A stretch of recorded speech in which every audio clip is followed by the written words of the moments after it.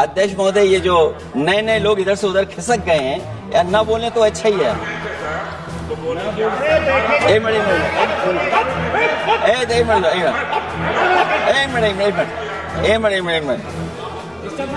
अध्यक्ष महोदय, पर अध्यक्ष महोदय, मेरा ये आग्रह है ये अध्यक्ष महोदय ये कुछ जानते नहीं है। अध्यक्ष महोदय, माननीय सदस्य कुछ जानते नहीं है, ये ना पढ़े लिखे हैं ना कुछ जानकारी रखते हैं। मैं ये कह रहा हूँ, मैं ये बात इसलिए कह रहा हूँ, ये अनपढ़ इसलिए हैं। अध्यक्ष महोदय, मैं ये बात इसलिए कह रहा हूँ कि जो जो घटनाएं मैं बता रहा हूँ, मैंने एक एक घटना इलेक्शन कमीशन को टैग किया है, एक एक वीडियो इलेक्शन कमीशन को दिया है, एक एक पत्र लिखा है इलेक्शन कमीशन को। अगर एक भी कार्रवाई की हो तो मुझे बता दें, अगर ये जानते हो। और दूसरा, मैं अध्यक्ष महोदय मैं दूसरा बताना चाहता हूं आपको। अध्यक्ष महोदय, चुनाव जीते जाते हैं, हारे जाते हैं। कभी कोई चुनाव जीतता है, कभी कोई चुनाव जीतता है। एक समय था जब हम लोग कांग्रेस पार्टी से लड़ते थे, और एक समय आ गया कि जब हम आपसे लड़ रहे हैं। चुनाव कभी ये जीतते हैं, कभी वो जीतते हैं, कभी मैं जीतता हूं। एक समय था अध्यक्ष महोदय, में 5 लोकसभा का सांसद था यहां। इस बार हम लोग भारतीय जनता पार्टी को दूसरे नंबर करके सबसे 1 नंबर पे समाजवादी पार्टी आई। और अध्यक्ष महोदय, ये जहां से आपने कम्युनल पॉलिटिक्स शुरू की थी, जहां से आपने कम्युनल माहौल बनाया था देश में, उस अयोध्या से अगर कोई जीता है तो हमारे समाजवादी पार्टी के अवधेश जी जीत करके आए। ये चुनाव जीते जाते हैं, हारे जाते हैं, लेकिन जिस संस्था की जिम्मेदारी निष्पक्ष रहना, वो आखिरकार संस्था निष्पक्ष क्यों नहीं है, सवाल ये है। और सवाल मैं यहां से उठाता हूं बाई इलेक्शन का, क्योंकि जो व्यवस्था पहले थी, उस व्यवस्था को अगर बदलने का काम किसी ने किया तो भारतीय जनता पार्टी ने किया है। इस व्यवस्था को बदलने का जो सुझाव कांग्रेस पार्टी की तरफ से है, उस सुझाव से हम सहमत हैं।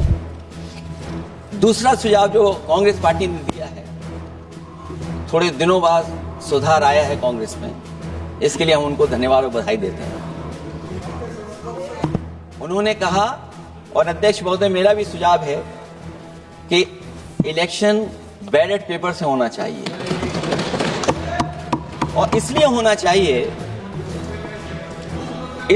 चाहिए कि बहुत प्रश्न लग रहे हैं, बहुत उंगली उठ रही है, इलेक्ट्रॉनिक चीजों पे बहुत सवाल खड़े हो रहे हैं, और केवल भारत के अंदर लोकतंत्र में नहीं, दुनिया के लोकतंत्र में। और ये जो लोग कुछ कुछ कह रहे हैं इलेक्ट्रॉनिक की बात और टेक्नोलॉजी की बात कर रहे हैं, मैं उनसे कहना चाहता हूं कि भारत और जर्मनी की तुलना कर लें, भारत और अमेरिका की तुलना कर लें, भारत की और जापान की तुलना कर लें, हम कहां खड़े हैं। अगर वो संपन्न देश जो टेक्नोलॉजी में हमसे कई गुना आगे हैं, अगर वो स्वीकार नहीं कर रहे ईवीएम, तो आखिरकार हम ईवीएम को क्यों स्वीकार कर रहे हैं। अगर उन देशों में लोकतंत्र है और बैलेट से वोट पड़ रहा है, तो यहां पर भी बैलेट से वोट पड़ना चाहिए। और जो मेरी जानकारी जहां तक पहुंचती और जानकारी है मुझे, वो जानकारी ये कहती है कि जर्मनी में अगर आप ईवीएम से वोट डालेंगे तो वो अनकॉन्स्टिट्यूशनल माना जाएगा। सोचो, जर्मनी जैसा देश बैलेट पेपर से वोट डलवा रहा, तो आखिरकार भारत जैसा देश हम बैलेट पे क्यों नहीं जा रहे हैं। इधर एक नई चीज है, नया जमाना है, तो नई चीज है सोशल मीडिया।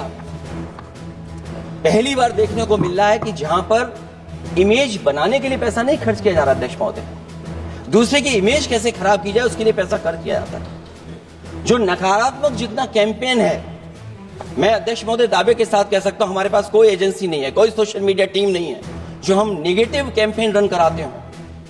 लेकिन भारतीय जनता पार्टी के पास हजारों ऐसे लोग हैं और हजारों करोड़ रुपए इस बात के लिए खर्च करते हैं कि नेगेटिव कैंपेन कैसे रन किया जाए। और जितना जितना चुनाव करीब आता है, उतना सोशल मीडिया से लेकर के हर प्लेटफॉर्म पर नेगेटिव कैंपेन अगर कोई कर रहा है, तो वो कर रहा है भारतीय जनता पार्टी के लोग, कि नेगेटिव कैंपेन कैसे रन किया जाए। और जितना जितना चुनाव करीब आता है, उतना सोशल मीडिया से लेकर के हर प्लेटफॉर्म पर नेगेटिव कैंपेन अगर कोई कर रहा है, तो वो कर रहा है भारतीय जनता पार्टी के लोग। इलेक्टोरल बॉन्ड की तो बात हम इसलिए नहीं करना चाहते हैं क्योंकि हमें तो मिला ही नहीं कुछ। अध्यक्ष महोदय, क्या बात करूं मैं इलेक्टोरल बॉन्ड। सबसे ज्यादा इलेक्टोरल बॉन्ड अगर किसी को मिले हैं तो सत्ता में बैठे हुए लोगों को मिले। दूसरा कांग्रेस को मिला, कांग्रेस ही हमारे मित्र ऐसे कि हमें नहीं बताते कहां से मिलता है।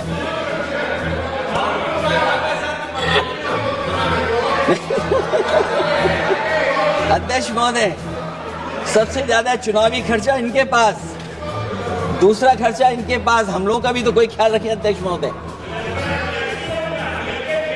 वो आप बता देना।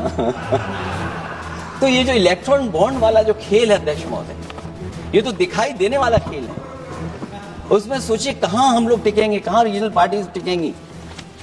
इसलिए अगर ये तरीका चुनाव होगा, खर्चा कैसे कम हो, इस पे भी इलेक्शन कमीशन को सोचना चाहिए। कि ने कहा कि वो एक वोटर लिस्ट भी करा देंगे, ये बात मैं कह दूं अध्यक्ष महोदय। उन्होंने ये कहा कि 1 नेशन 1 इलेक्शन तो होगा ही होगा, लेकिन एक वोटर लिस्ट भी एक होगी। हमें उम्मीद है कि वोटर लिस्ट एक होगी और वोटर कार्ड ऐसा बने। अभी तक तो हम आधार कार्ड के लिए मांग करते थे। देश के प्रधानमंत्री जी कहते हैं कि हम तो कई समस्याओं का समाधान कर चुके हैं। सेल्फ एफिडेविट, सेल्फ अटेस्टेड अगर आप दे देंगे डेट ऑफ बर्थ तो हम स्वीकार कर लेंगे। लेकिन अब सुनने में आ रहा है यूपी में आधार ही को स्वीकार मान ही नहीं रहे हैं उसको।